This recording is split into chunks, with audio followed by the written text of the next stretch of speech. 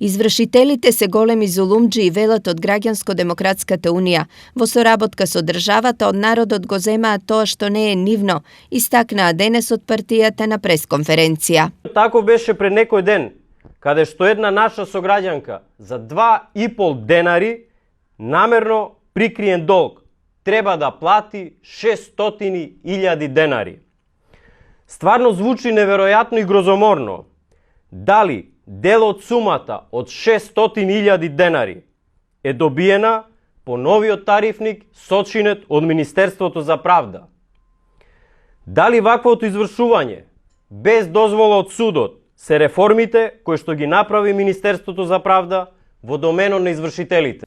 Од тука, од ГДУ прашуваат. Дали ваквото понижување на сопствените граѓани е поддржано од актуелната политичка власт, од Министерството за правда, во чија надлежност се извршители? Дека има некаков пакт помеѓу извршителите и државата, од ГДУ констатираат поради следново. Во изминатиот период не видовме никаква иницијатива, ниту конкретни чекори од страна на власта и Министерството за правда за промена на ваквата фактичка состојба, за санкционирање на насилството и криминалот на извршителите, ниту пак слушнавме дека некој извршител добил конкретна или ефективна казна или е разрешен од функцијата, иако сите сме сведоци дека во Република Македонија има извршители кои во своето CV можат да се пофалат со многобројни кривични пријави